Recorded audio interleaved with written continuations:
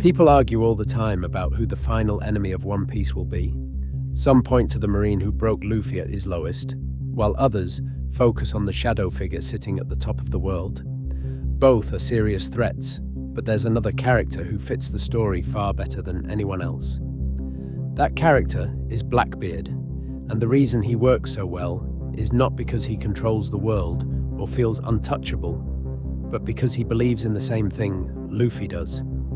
He believes in dreams, and that shared belief is exactly what makes him dangerous. Blackbeard isn't frightening in a quiet or controlled way. He's frightening because he understands how the world actually works. He understands power, timing, and people. From the very beginning, he was never chasing attention or fame. Instead, he was waiting for the right moment. We don't know much about Blackbeard's early life, and that lack of information is intentional. The story keeps his past unclear, but drops hints along the way. People talk about his lineage, his strange body, and the idea that he doesn't follow the same rules as everyone else. That mystery matters because it explains how he moves through the world. Rather than rushing forward like most pirates, Blackbeard hides within the system. He joins a powerful crew not to stand out, but to blend in. By doing that, he gives himself access, protection, and most importantly, time. For years, he does nothing that draws attention to himself, and that patience tells you everything you need to know about him. Blackbeard isn't reckless or impulsive, he's deliberate. So when he finally makes his move, it isn't because he lost control, it's because the timing is perfect. When the power he's been waiting for finally appears, he takes it without hesitation. This is where Blackbeard separates himself from everyone else. He could have handled the situation quietly, talked things out, or found another path forward. But he didn't, because for Blackbeard, certainty matters more than loyalty. If something stands between him and his dream, it becomes an obstacle, even if that obstacle is someone close to him. That choice defines who he really is. Not a chaotic monster, but someone who believes the end is worth any cost. And once he steps onto his own path, the story begins placing him exactly where he needs to be.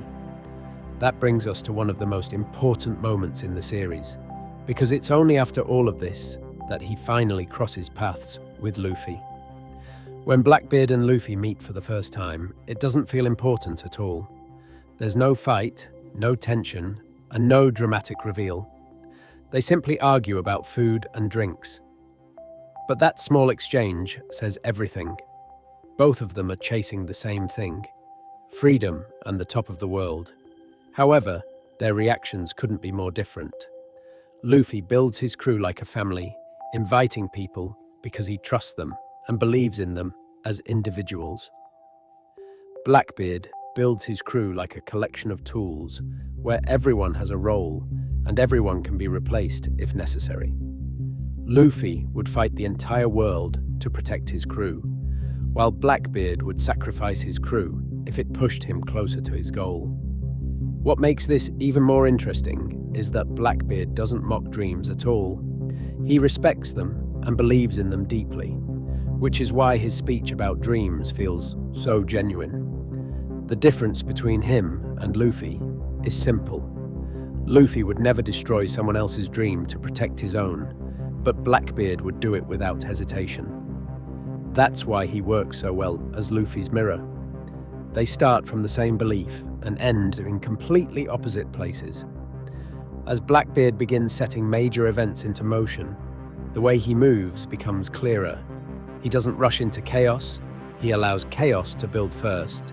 He captures people for leverage, trades lives like currency, and uses systems instead of fighting them directly. When he steps into major conflicts, it's always at the perfect moment, right when everything is ready to collapse. That's how he rises, not through honor, but through timing. Eventually, he does something that proves he's no longer bound by the world's rules. He takes power that shouldn't be possible to take, and whether it's because of his body, his lineage, or something else entirely, the message is clear. The limits that apply to everyone else don't apply to him.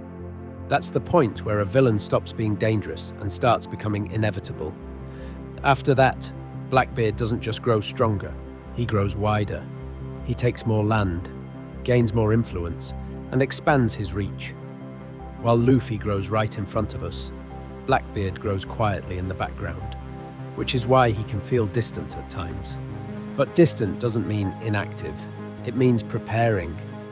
This is also where another key figure comes into focus, Shanks. Shanks is calm in almost every situation and rarely overreacts. But when Blackbeard is involved, that calm disappears. Shanks treats him like a future disaster, and the scar he carries proves it. That scar wasn't earned through carelessness, but by underestimating someone who hides their danger well. If someone like Shanks is worried, that should tell you everything you need to know. Looking at Blackbeard's recent moves makes his goal even clearer. He attacks important locations, steals powerful abilities, captures influential people, and positions himself near every major shift in the world. At first glance, these actions can seem random, but they aren't. Every move increases control. Blackbeard doesn't just want freedom for himself. He wants to decide who else gets to be free, and that's where he becomes the perfect opposite of Luffy. Luffy's freedom creates space for others to live, while Blackbeard's freedom takes space until there's nothing left. That's why this clash feels unavoidable. The final conflict shouldn't just be about strength, but about meaning. Two people who believe in dreams, but only one who protects them. Some people say Blackbeard doesn't feel intimidating enough because he's loud, messy, and emotional, but that's exactly why he works. He's unpredictable, able to look weak one moment and unstoppable the next. That uncertainty is far more dangerous than calm confidence. Blackbeard isn't the villain who announces the end. He's the villain you overlook until it's too late. When you step back and look at the full picture, the pieces line up. A mysterious past, a body that breaks the rules, unmatched ambition, a crew built for domination, and an ideology that mirrors the hero while twisting it. Blackbeard doesn't oppose Luffy's strength. He opposes what Luffy stands for. And that's why he feels like the right final enemy. Now, I want to hear your take. Do you think Blackbeard is the true endgame villain of One Piece? Or do you think the story is leading somewhere else? Let me know in the comments.